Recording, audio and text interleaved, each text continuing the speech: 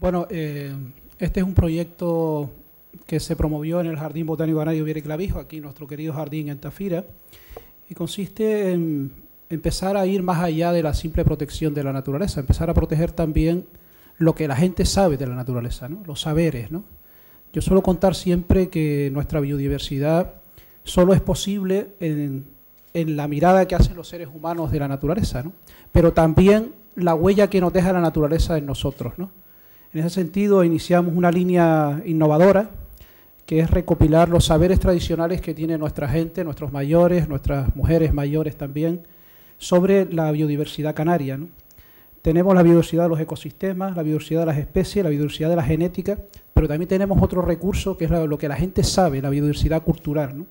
En ese sentido, hemos hecho un esfuerzo por intentar escuchar lo que la gente sabe del territorio, ¿no? Sabe incluso de las plantas canarias, sus usos, sus medicinas, y nos sorprendió cómo la alta biodiversidad que tiene Canarias en flora, sin embargo, los saberes eran mucho mayor incluso que otros territorios del mundo, ¿no? Nos encontramos entonces ante una situación compleja, ¿no? Y es que había una riqueza de saberes que se nos estaba olvidando, ¿no? En ese sentido tenemos una enorme diversidad de usos, de manejos, de incluso de granos. Por ejemplo, Canarias tiene ahora mismo atesorado una riqueza muy importante en lo que es la biodiversidad asociada a usos medicinales, a usos también agrícolas, por ejemplo, las variedades de papas. Por ejemplo, cosas tan curiosas como que en el año 1956 los majoreros que no tenían un solo médico en la isla se curaban con papas y hacían medicina con papas y hacían alcohol con papas, ¿no? Cosas totalmente extrañas, ¿no? Cómo sobrevivían con unos recursos en un momento extremos, ¿no? En ese sentido, hay una estrategia mundial que plantea recoger estos saberes. Sin embargo, en Canarias nunca nos habíamos puesto a abordarlo con cierto rigor, ¿no? En ese sentido, hicimos un primer proyecto que ya está agotado, pero que pretendía, dentro de los puntos calientes del planeta, que uno es el archipiélago canario, recoger esa biodiversidad. Había una directiva europea y una directiva mundial que nos obligaba a ello, pero nunca nos los habíamos tomado en serio, ¿no? En ese sentido nos planteamos entonces que los conocimientos tradicionales podría ser un recurso también para gestionar la propia biodiversidad, ¿no? En ese sentido empezamos a detectar, por ejemplo, cómo había fotos antiguas que tenían acumulada información que luego en los trabajos de campo aparecían cosas curiosas, ¿no? Por ejemplo, manejos asociados a bancos de semilla. Aquí tenían un banco de semilla que es la piña colgando, por ejemplo, ¿no? Otro tipo de grano, ¿no? En ese sentido empezamos a ver que había sistemas antiguos de recoger y guardar información que eran muy interesantes, ¿no? Luego ya nos centramos no solo en la documentación gráfica, sino también en el trabajo de campo, entrevistar a gente mayor, ¿no? Ahí se nos abrió un mundo impresionante, ¿no?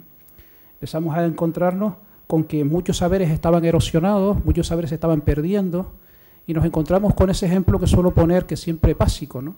Y es que por razones ambientales, por razones económicas, por razones de salud o por razones culturales, nuestros saberes se estaban muriendo, ¿no? Se estaban perdiendo.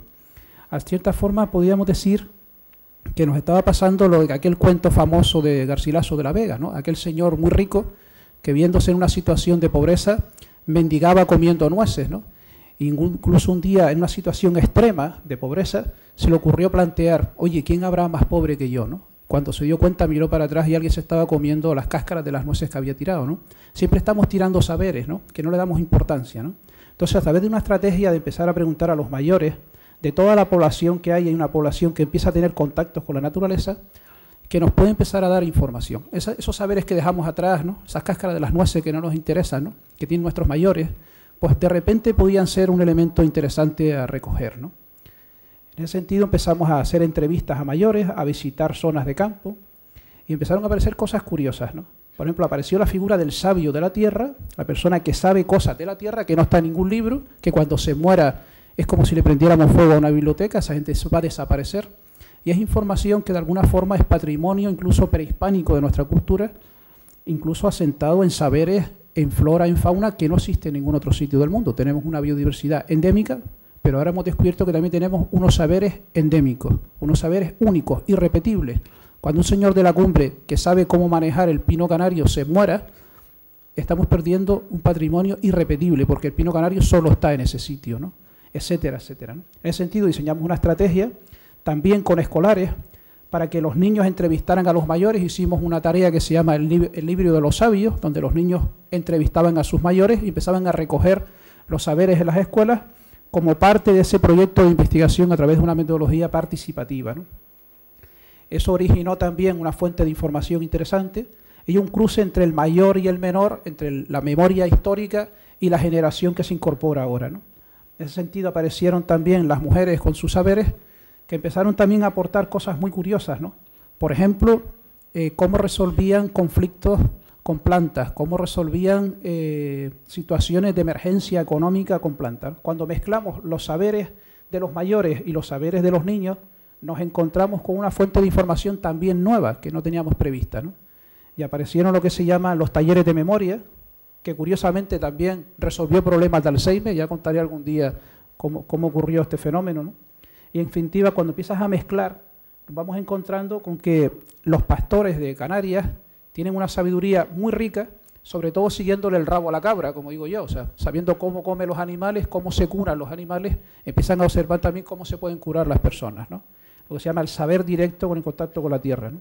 Aquí, por ejemplo, tenemos a uno de nuestros redes sabios, y con esto quisiera acabar recordando que aunque vivimos en África, tenemos el mismo problema que tiene el continente, ¿no? Cuando un anciano se nos muere, se le estamos prendiendo fuego a una gran biblioteca, un gran saber que se muere, ¿no? Y en ese sentido es muy importante este proyecto porque supone rescatar una memoria que se nos puede perder erosionar de forma definitiva, ¿no? Gracias.